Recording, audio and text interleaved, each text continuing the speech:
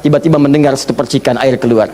Kapan air keluar? Karena jejak kaki Ismail yang menendang kemudian ke arah pasir itu, malaikat mengepakkan sayapnya, keluarlah. Kata ibunya, zam, zam, zam, zam. Zam itu artinya kumpul jangan berhenti, kumpul jangan berhenti, kumpul jangan berhenti. Kalau kumpul saja mungkin berhenti, ijma, ijma, ijma, tahadda, tahadda, tahadda. Ini zam, zam, zam, zam, zam. Kumpul jangan berhenti, kumpul jangan berhenti. Sampai sekarang air itu selalu berkumpul, tidak pernah berhenti. Dikenallah dengan air zam-zam. Orang kebanyakan cuma minum zam-zamnya, tapi tidak pernah mendalami kisahnya. Di situ ada bakti orang tua, di situ ada sayang kepada ibu, di situ ada cinta kepada orang tua, dan sangat luar biasa. Amnya sudah kita bahas. Zona berkah. Dari mulai istighfar, bacaan kalimat tauhid, Allahumma antas salam, bacaan ayat-ayat Al-Quran, sampai dengan doa Nabi yang singkat terakhir kita bahas, sampai kita dalami detailnya, dari mulai ilmu yang bermanfaat, rizki yang terbaik, dan amalan yang diterima. Kita sudah sampai situ kan? Baik. Sekarang kita lanjutkan supaya tidak banyak mengulang. Kita lanjutkan pada hal yang paling pokok. Ketika Nabi bermohon kepada Allah menunjukkan satu contoh. Ingat, contoh. Di Nabi itu sifatnya ada langsung membimbing doa, ada diberikan doa contoh, yang dengan doa itu maksudnya tidak harus sama seperti itu. Kalau kebutuhannya beda, boleh minta yang lain. Tapi akan lebih bagus baca dulu standar doanya, baru tambahkan minta kepada lain-lainnya. Misal, kita turunkan misalnya, kalau anda punya kebutuhan pasca salat ingin berdoa, boleh. Apa dalilnya? Di Ibnu Majah itu nomor hadis 925. Nabi berikan doa standar, Allahumma inni as'aluka ilman nafi'a wa rizqan thayyiba wa amalan mutaqabbala. Minta ilmu, awas, yang bermanfaat, minta rizki yang berkah, dan mohon diterima amalannya. Ilmu bermanfaat, rizki berkah, diterima amalan. Tiba-tiba anda punya permintaan spesifik, misalnya, Ustaz, saya seorang ibu sekarang sedang mengandung, pengen kandungannya itu Ustaz diberkahi oleh Allah, pengen lahirannya lancar, pengen normal, pengen baik. Apa doanya? Apakah boleh berdoa setelah itu? Boleh. Karena tadi doa yang disampaikan itu standar dari Nabi yang pokok, yang memberikan contoh. Maksudnya silahkan berdoa apa saja minta. Kalau enggak kepikiran doa, minta doa dengan yang standar ini. Itu maksudnya. Dia tidak harus terbatas dengan doa itu, tapi jadikan sebagai patokan doa, setelah itu minta yang lain-lainnya. Paham?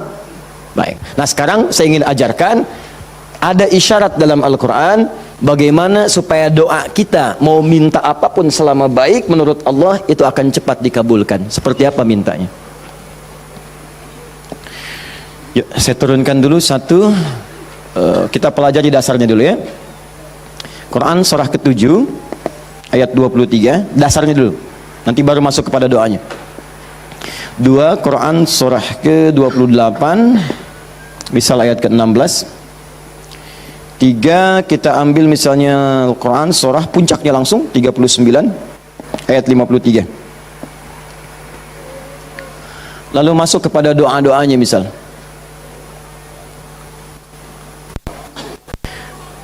Saya ambil beberapa contoh yang sering ditanyakan, misalnya Quran surah ketiga ayat 38 sampai 39.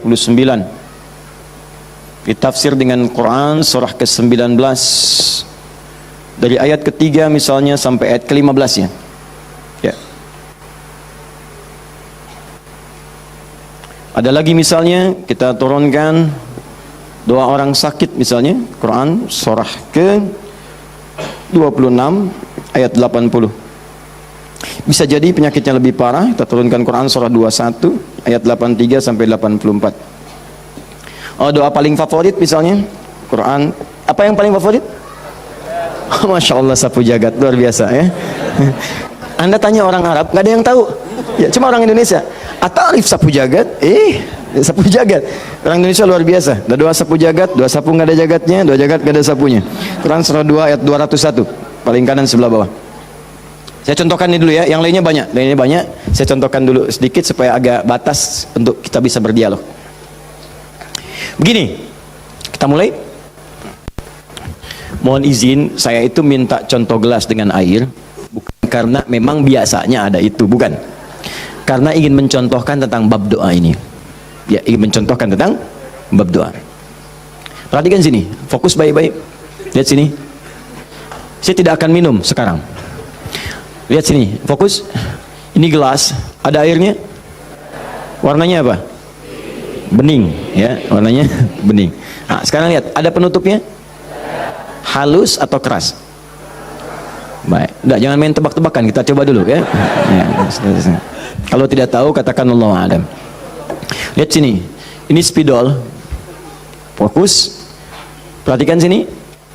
Saya ingin masukkan ke dalam gelas, masuk tidak? Kenapa? Ada penutupnya, tuh, cukup agak lumayan.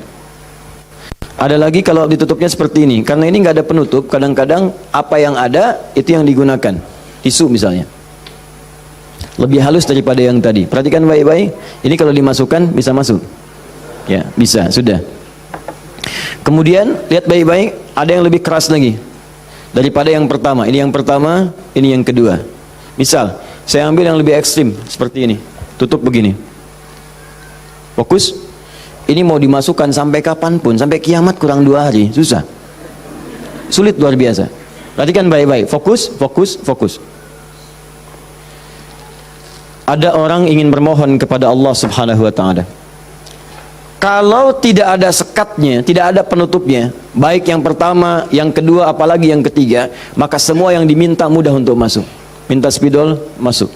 Minta logam, masuk. Minta emas, masuk. Semua masuk. Tapi seringkali terjadi ada orang memohon, rasanya sulit kemudian untuk terkabul. Minta ini susah, minta ini lambat, minta ini sulit.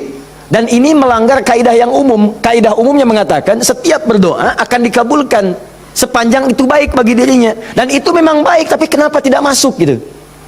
Misal kaidah standarnya di Al-Quran surah kedua Al-Baqarah ayat 186, paling kiri sebelah bawah. Wa idza sa'alaka 'ibadi 'anni fa inni qarib ujibu da'watad da'i idza da'an falyastajibu li wal yu'minu bi la'allahum yarshudun. Kata Allah, Muhammad sallallahu alaihi wasallam, sampaikan kepada umatmu, sampaikan kepada umatmu, jika kalian nanti ingin mencari Allah, kamu ditanya ada yang ingin mencariku, mencari Allah, katakan padanya, enggak usah dicari, saya dekat. Itu memberi harapan. Saya sering sampaikan makna kalimat ini. Anda cari, tanya panitia, mana ustadznya? Dijawab, ustadznya belum ada berita.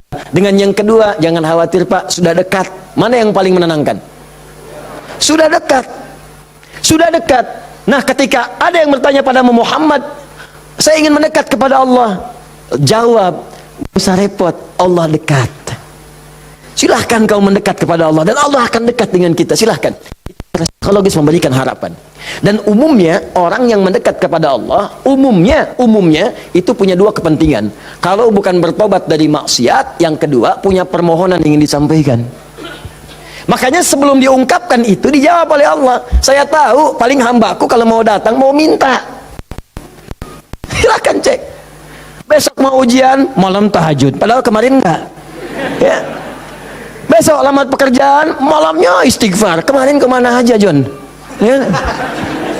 Selalu seperti itu, minta.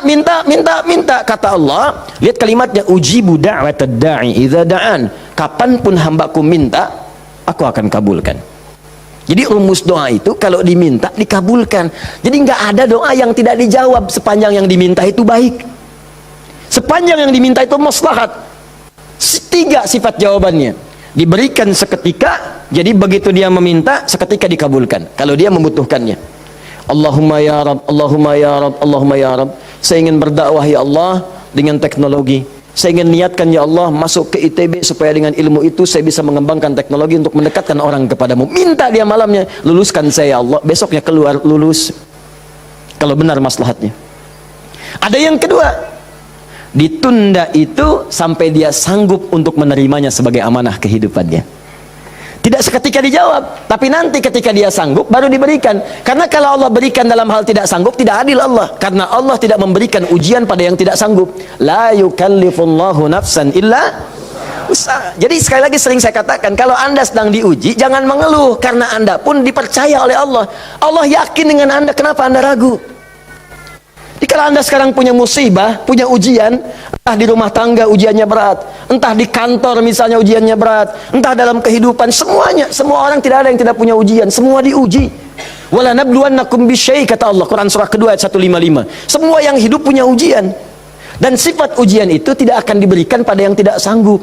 La yukallifullahu nafsan illa wus'aha. Kalau kamu nggak sanggup, saya nggak akan berikan, kata Allah. Jadi kalau ibu sedang punya ujian di rumah tangga, jangan mengeluh, Bu, seberat apapun, karena ibu itu sanggup. Allah percaya pada ibu. Kenapa ibu nggak yakin? Antum punya ujian di kantor, berat rasanya Ustadz. Betul, memang berat, tapi Anda yang sanggup. Kalau ujian itu diberikan pada Adi Hidayat nggak sanggup. Anda hebat mata Allah, kenapa Anda mengeluh? Ya Allah, kenapa saya? Ya Allah, ya emang kamu yang sanggup. Why me? Why not? Iya. Jadi semuanya itu ada ukurannya, nggak usah khawatir itu dengan itu semua. Ada takarannya, ya. Dan Allah itu punya sifat keadilan yang sangat luar biasa. Rizki adil, semua diberikan. Kadang-kadang itu nalar belum sanggup menalarnya. Yakin dulu iman, begitu iman hikmah datang. Kan dulu pernah saya sampaikan untuk analogi sederhana tentang cicak dan nyamuk. Masih ingat? Coba cicak, bagaimana beraktivitasnya? Merayap di mana? Dinding. Makanannya apa? Yang paling utama nyamuk. Nyamuk apa aktivitasnya? Terbang. Nyamuknya punya sayap, cicaknya tidak. Kan pernah saya sampaikan, kalau nyamuknya punya akal dan jenius, cicak jadi mainan. Cicak di dinding, dia dekat lampu. Cicak, ayo sini kalau berani. Alhamdulillah, hewan tidak diberi akal. Tapi bukan itu yang mau saya sampaikan. Keadilan Allah menjadikan cicak tetap mendapatkan makanan. Orang tua kita nggak punya banyak dalil, cuman fitrahnya memberikan kepada kita gambaran-gambaran kehidupan. Dikatakan oleh mereka cicak diam-diam. Bayangkan, yang Allah tuntut cak merayap. Rayap aja. Mau diam-diam, mau biasa. Dicontohkan diam-diam aja merayap, diam-diam merayap. Teruskan, datang seekor nyamuk. Ketika cicak merayap, datang seekor nyamuk. Bukan cicak yang mendatangi nyamuk, nyamuk yang mendatangi cicak. Siapa yang memberikan dorongan nyamuk datang ke cicak? Allah. Jadi kalau dia mengerjakan ikhtiar dari Allah, maka datanglah hasilnya. Cicak, kamu merayap aja, begitu merayap, datang seekor nyamuk. Selanjutnya, silahkan. Ya. Tangkap, selesai. Itu poin yang pertama. Jadi saya ingin berikan gambaran dalam kehidupan ada unsur keadilan yang diberikan oleh Allah Subhanahu wa taala. Jadi yang pertama tadi langsung diberikan, yang kedua ditunda dia saat sanggup menerimanya. Kalau nggak sanggup nggak akan dikasih. Anda punya anak 5 tahun, ya, pengen minta hadiah pada Anda, bobo, motor, pengen minta motor. Anak 5 tahun pengen minta motor beneran, dibelikan nggak? Ya, Anda memang mampu. Tapi pada saat itu, nanti nak ya, Bapak belikan motor yang hebat. Sekarang motor yang ini dulu, motor-motoran. Setelah itu dia siap 2 tahun, 3 tahun, 4 tahun, 10 tahun ke depan diberikanlah motor itu. Apa karena Anda tak mampu memberi? Tidak, karena dia belum siap. Anda minta sekarang, tiba-tiba 10 tahun kemudian Anda dapatkan. Cuman saat dapat Anda nggak sadar kalau itu tuh hasil doa Anda yang dulu. Itu. Kadang-kadang demikian. Anda pengen jadi dokter, ujungnya kan dokter, masuknya pengen ke UI, tiba-tiba keterimanya di Undip misalnya, tapi kan jadi dokter juga. Anda pengen proyek yang besar, dikerjakan sekarang, nggak dapat, doa belum terkabulkan, tiba-tiba 10 tahun kemudian dapat proyek yang besar yang nilainya ternyata diakumulasikan 10 tahun ke belakang. Itu doa Anda. Kalau pengen bukti lebih dalam, betapa banyak orang tua yang berdoa sejak anaknya masih dalam kandungan, pengen ini, pengen itu, dikabulkan setelah anaknya 20 tahun dia keluar dari kandungannya. Itu kan hasilnya. Makanya ketika anak sukses, kata Al-Quran surah ke-46 ayat ke-15, ada isyarat di sana. Kalau Anda sukses, jangan menilai dulu kesuksesan itu adalah hak Anda, kewajiban Anda, atau atas jasa Anda. Barangkali Anda cuma 30%, 70%-nya ibu yang dulu pernah menangis di keheningan malam. Ya Allah, jadikan anak saya seorang insinyur, ya Allah. Ya Allah, jadikan anak saya, ya Allah, orang yang saleh. Ya Allah, jadikan anak saya si fulan. Bapak Anda yang dulu cuma makan singkong, datangnya ke sawah, kemudian kerjakan segala rupa, ya Allah, jadikan anak saya lebih hebat dibandingkan saya. Puluhan tahun yang lalu mereka bermohon kepada Allah, doanya terkabul puluhan tahun kemudian. Makanya ketika Anda berhasil, kata Al-Quran, jangan dulu merasa bangga, karena boleh jadi jasa terbesarnya jasa orang tua dulu.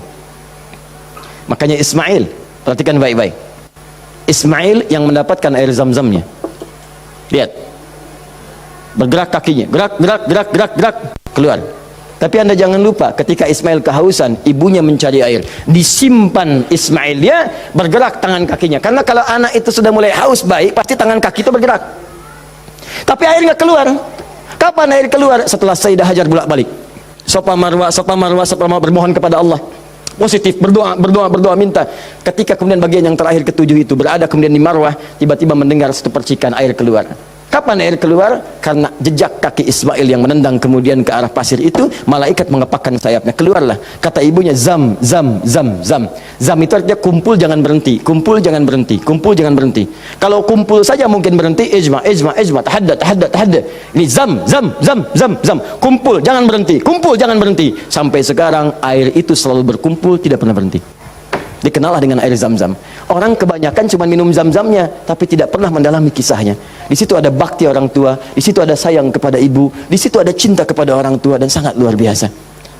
Poin ketiga, kadang-kadang meminta sesuatu yang A diberikan B oleh Allah. Karena boleh jadi, maaf, yang dimintakan itu tidak ada maslahat untuk kita. Dalilnya Quran surah kedua ayat 216, paling kiri sebelah atas. Kutiba alaikumul qitalu wa huwa kurhul lakum. Diwajibkan bagi kalian berjihad, berperang dalam konteks perang, medan perang. Tapi ada juga konteks umum dengan rumus tafsir, al-ibratu bi umumil lafzi la bi khususis sababi. Kalau ada lafaz dalam Al-Qur'an jangan dikhususkan pada sebabnya, sepanjang konteksnya umum. Perang terbesar, perang melawan perasaan kita. Perang melawan hawa nafsu. Perang melawan negative thinking, kadang-kadang negatif kepada Allah. Kenapa saya, ya Allah? Kenapa ini nggak berakhir, ya Allah? Kata Allah, hei, asa an takrahu syai'an fahuwa khairul lakum. Boleh jadi kamu nggak suka, tapi ini yang terbaik buat kamu. Kamu kan nggak tahu kapan wafat. Bukankah kalau saya belum kabulkan kamu rajin tahajud, kamu rajin puasa, kamu rajin baca Al-Quran, kamu kemana aja selama ini? Mau wafat masih sibuk dunia. Saya pengen yang terbaik untukku sampai pulang ke akhirat. Dipaksa untuk mendapatkan itu. Kadang-kadang kamu pengen yang ini dunia, ini nggak bagus. Kamu pengen direktur, kamu maksiat banyak nanti di sana. Cukup level manajer saja. Wa asa an tuhibbu syai'an fa huwa syarrul lakum. Kadang-kadang yang ideal yang dipengenkan itu nggak bagus kata Allah. Kenapa? Wallahu ya'lamu wa antum la ta'lamun. Karena Allah tahu masa depan engkau tidak. Anda punya anak 5 tahun sakit, dia kata dokter jangan makan apel. Jeruk boleh nggak dok? Boleh. Maka anak itu merengek, mama pengen apel, pengen apel. Kata mama jangan, nak nggak bagus. Apel, dibelikanlah jeruk. Ini kan jeruk mama, bukan, ini jeruk rasa apel. Paham? Nah, jadi ini yang pertama, sifat doa itu kalau diminta pasti dikabulkan. Tapi ada segelintir orang yang ketika memohon ternyata tidak mendapatkan bagian itu. Apa persoalannya? Perhatikan, hadisnya sahih. Sampai Al-Imam An-Nawawi mencantumkan ini dalam salah satu hadis di Al-Arba'innya. Thumma dzakara rajulan. Awas, hati-hati. Yutilus safara. Thumma dzakara rajula yutilus safara ash'atha aghdara. Lalu Nabi mengisahkan tentang seorang lelaki yang menempuh perjalanan panjang sampai tampilannya penuh debu. Ya, bahasa Inggrisnya kurang lebih the kill of the kumel. Ya. Jadi udah banyak debu lah ya dalam dirinya. Awas ya, yamuddu yadaihi ila sama, lalu mengangkat tangannya ke langit, mengangkat tangan. Nanti saya ajarkan fikih mengangkat tangan ya. Fayaqulu ya Rab, dan dia berkata ya Rab. Fokus sebentar. Orang ini kisahnya itu punya permohonan yang sangat berat ingin disampaikan. Penting permohonannya, sangat pengen dijawab. Lalu dia melihat cara doa cepat dikabulkan. Di antaranya ada tiga. Satu, doa dalam perjalanan. Perjalanannya perjalanan pada ketaatan, bukan maksiat. Awas hati-hati, bukan perjalanan maksiat dan bukan jalan-jalan biasa. Awas hati-hati. Kau mau kemana? Mau ke Hawaii? Titip doa ya. Doa orang safar kan dijawab. Tuh yang umrah, yang haji, gitu kan? Ya, itu yang dimintakan. Mohon, minta. Tapi kalau yang perjalanan maksiat tidak. Bro, mau kemana? Las Vegas. Titip doa ya. Itu belum dimohon dan ditolak. Ya, belum dimohon. Jadi satu, menempuh perjalanan panjang. Kedua, orang yang mengangkat tangan. Jadi usahakan nanti saat berdoa itu biarkan mengangkat tangan. Nanti ada fikihnya. Ada yang cuma satu jari misalnya, ya saat khutbah Jumat khatib ada. Ya, ada yang kemudian mengangkat tangannya, ada yang rendah, ada yang tinggi, ada yang posisi begini ada saat istisqa. Yang standar itu angkat kedua tangannya, ya sejajar dengan dadanya di sini, sejajar. Sini ya. Dan nggak usah malu. Allah itu kan tidak akan malu untuk memberi. Justru Allah itu dalam hadis sahih, Allah akan merasa malu. Di sini bahasa kiasan, majas maksudnya. Membiarkan seseorang yang mengangkat tangannya kemudian dalam keadaan hampa, artinya tidak menjawab doanya. Dia ada seorang bertanya kepada Rasulullah, ya Rasulullah, bagaimana seorang berdoa mengangkat tangannya?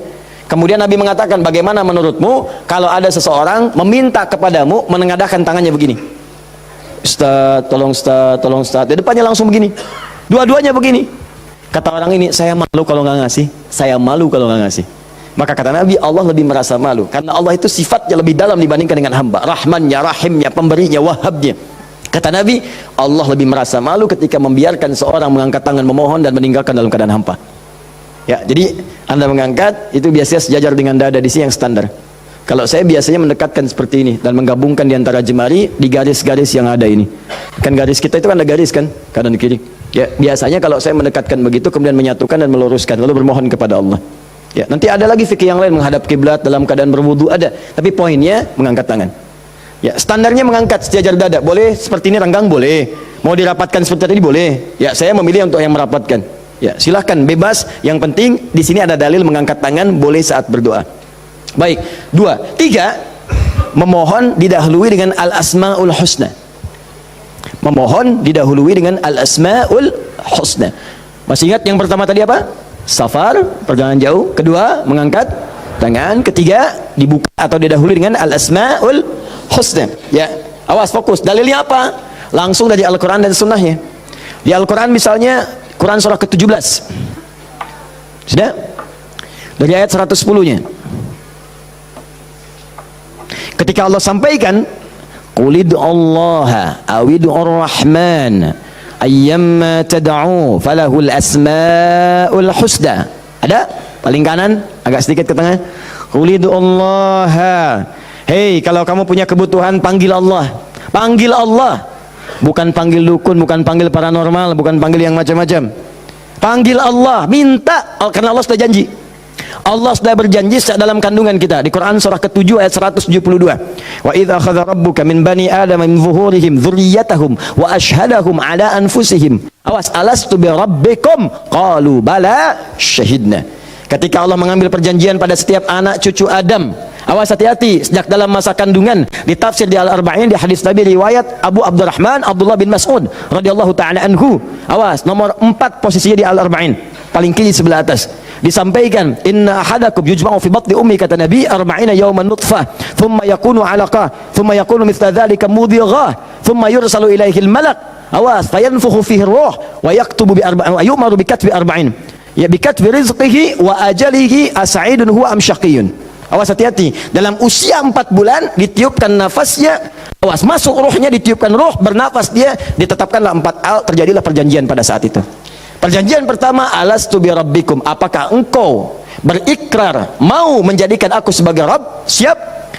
Apa? Kenapa menyebut Rabb? Padahal Allah bisa mengatakan begini, alastu ilahakum, alastu rahmanakum, tapi Allah mengatakan alastu bi rabbikum, bukankah aku Rabbmu? Rabb tidak disebutkan kecuali mengandung sifat rububiyah. Rububiyah itu perawatan, pengawasan, perhatian. Sifatnya yang paling pendek disebut dengan murabbi. Karena itu guru orang tua disebut murabbi, karena orang tua memperhatikan, orang tua merawat. Kalau tanpa batas, perawatannya cepat, perhatiannya dalam, hilangkan kalimat mimnya, muncullah kalimat Rabbnya. Maka Allah disebut dengan Rabbun. Kalau kita meminta, Allah lebih cepat pemberiannya dibandingkan dengan hamba. Dan tidak ada batas, Rabbun, Rabbun, Rabbun. Makanya setiap kita minta, disebutkanlah kalimat Rabb itu. Silakan cek, setiap permintaan ada kalimat Rabbnya. Rabbana atina fid dunya hasanah wa fil akhirati hasanah wa qina adzabannar. Rabbana zalamna anfusana rabbighfirli wa liwalidayya la yukallifullahu nafsan illa laha ma wa 'alaiha mak Rabbana la tu'akhidna in nasina aw akhtana. Jadi kenapa disebutkan kata Rabb itu memberikan isyarat, seakan-akan mengatakan begini, maukah engkau berikrar menjadikan aku, bersaksi aku sebagai Tuhan, nanti yang saat engkau hidup aku akan perhatikan kau, aku akan berikan kebutuhanmu, aku akan sembuhkan kalau sakit, aku akan penuhi apa yang kau minta, akulah Rabb, dengan sifat rububiyahnya. Makanya setiap Anda minta Rabb, Rabb, Rabb, Rabb, Rabb, Rabb. Jelas? Saya kembalikan, ketika Anda memohon kepada Allah, dahulukan dengan al-asmaul husna. Qulidullah, panggil Allah, minta. Kalau ada masalah minta, ya Allah, ya Allah. Maaf ya, bukan bikin status, bukan bikin status. Diuji dengan musibah yang dibikin status. Aku tidak menduga akan seperti ini.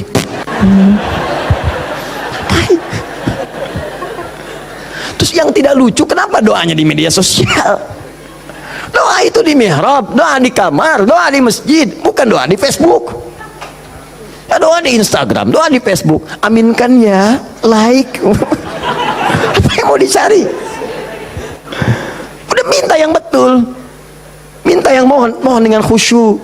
Mohon. Quran surah 7 ayat 205. Wadhkur rabbaka fi nafsika tadarruan wa khifatan wa dunal jahri minal qaul. Kalau butuh sesuatu, sebut nama Allah dalam jiwamu, bukan dalam media sosialmu, bukan di WhatsAppmu, bukan di Instagrammu. Onlinekan hatimu dengan Allah, minta dalam jiwamu dengan penuh ketundukan, dengan penuh kepasrahan, dengan penuh harap. Mohon ya Allah, ya Allah, ya Rabb, minta. Sebut namanya bagaimana? Ya Allah. Atau yang kedua Ar-Rahman. Atau, nah ini rumusnya, ayyamma tad'u, atau kapanpun kamu ingin panggil, minta sama Allah, falahul asmaul husna. Carilah nama-nama terbaik yang Allah miliki sesuai dengan kebutuhanmu. Jadi Allah itu telah memberikan nama bagi dirinya sesuai kebutuhan kita. Panggil dengan nama itu. Misal ya, maaf. Anda terkait rezeki nih, mau bekerja, pengen rezeki yang berkah. Panggil namanya ya Allah, sambungkan dengan nama Asmaul Husnanya. Ya Allah, ya Razzaq. Teman-teman yang kuliah di kampus, di sekolah, besok mau ujian atau mau masuk sekolah belajar pertama, supaya diberikan ilmu yang dalam. Ya Allah, ya Alim. Allahumma faqihni fid din wa 'allimni ta'wil. Ya Allah, ya Alim. Rabbi zidni ilma warzuqni fahma. Ya Allah, ya Alim. Punya ujian berat, ya Allah, ya Sabr. Diganggu di pekerjaan, di aktivitas, ya Allah, ya Malik, ya Jabbar. Minta. Dan jangan semua harus disebutkan. Nanti yang tidak dibutuhkan jadi muncul. Ya Allah, ya Rahman, ya Rahim, ya Malik, ya Kudus. Memang boleh, nggak apa-apa. Kalau untuk ibadah bacakan tuh boleh. Tapi kalau untuk bermohon, saya sarankan cari yang sesuai kebutuhan. Kalau mau ibadah dengan menyebut nama saja boleh, silakan. Tujuannya apa? Zikrullah bi dzikri asma'il husna. Zikir kepada Allah dengan menyebut Al-Asmaul Husna boleh. Ya Allah, ya Rahman, ya Rahim, ya Malik, ya Kudus, sampai akhir. Saya dulu ujian pertama kali masuk jurusan akidah, begitu masuk pertama kali, soal ujian di akidah itu cuma 3, tapi setiap akan menjawab 3 itu selalu harus dituliskan Al-Asmaul Husna dari awal sampai akhir dengan hadisnya plus tafsirnya, baru boleh jawab soal. Betul, itu ujian saya dulu begitu. 3 soal, Anda bayangkan, setiap soal Al-Asmaul Husna dulu, tulis dengan dalilnya, hadisnya. Hadis itu dibagi 2, hadis pokoknya, hadis klasifikasinya. Setelah itu tafsirnya, baru boleh jawab soal. Pertanyaannya mungkin gampang. Misalnya, berapakah rukun iman itu? Cuman sebelum dijawab, tulis dulu tadi itu. Ini spidol, ini jari telunjuk saya. Abis ujian itu mirip nih, begini. Betul, cuman saya nggak foto aja dulu itu. Ya. Saya pikir kenapa Ustadz saya begini ya. Akhir-akhir baru sadar saya. Allahu Akbar. Rupanya beliau ingin menanamkan kedekatan kita dengan Allah dimanapun berada. Sebab kalau kita mengingat, menuliskan terus, maka dia akan sampai apa yang kita tuliskan meresap ke dalam tangan kita. Minimal jadi saksi di hari kiamat. Ya. Di penanya, di hati kitanya, dibawanya, sehingga ingin merasakan taqarrub ilallah dalam setiap keadaan kita. Cari itu, dapatkan, mintakan, mohon. Nah, 3 syarat ini terpenuhi di orang tadi. Perhatikan, perjalanan jauh dia tempuh, sampai tadi banyak debu. Angkat tangan, diangkat, yamudu yadayhi ilas sama. 3, dia minta dengan Al-Asmaul Husna. 3-tiganya lengkap. Seharusnya doa dia dikabulkan 3 kali lebih cepat dari orang biasa. Karena 3 hal tadi dipenuhi. Qurannya ada, hadisnya ada. Bahkan Said Sabiq itu pernah menulis kitab Al-Aqaidah Al-Islamiyah. Dalam bab Al-Asmaul Husna disebutkan hadisnya populer. Hampir kalimat-kalimat tauhid di kitab-kitab hadis ada hadis ini. Seorang setelah menunaikan salat kemudian berdoa kepada Allah Subhanahu wa taala di samping Nabi sallallahu alaihi wasallam. Dia berkata, "Allahumma ya Allahul Ahad. Ya Allahul Ahadus Samad, alladzi lam yalid wa lam yulad wa lam yakul lahu kufuwan ahad. Allahumma ighfirli." Dia sebelum mintanya Allahumma ighfirli, tapi sebelum minta didahului dengan Al-Asmaul Husna. Kata Nabi, "Atadri madza tad'u? Atadri madza da'ut?" Tahukah engkau bagaimana engkau baru saja berdoa? Allah wa Rasulullah alam, saya nggak tahu ya Rasulullah maksudnya apa. Kata Nabi, "Da'utallaha bi asma'il a'zam. Idza du'iya bihi ajaba wa idza su'ila biha a'ta." Engkau baru saja bermohon kepada Allah dengan menyebutkan nama-namanya yang paling dahsyat, yang kalau engkau berdoa dengan mengawali nama-nama itu, maka semua doa akan dikabulkan, semua permintaan akan diberikan. Hadisnya sahih. orang ini melakukan ketiganya. Tapi apa jawab Nabi? Allahu Akbar.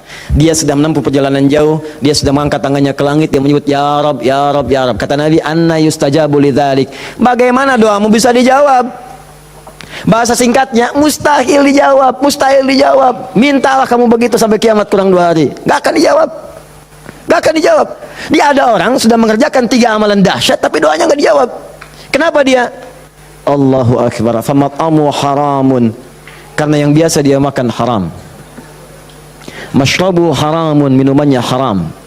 Malbasu haramun, pakaiannya haram. Wa ghudhiya biharamin, dan sumber kehidupannya haram.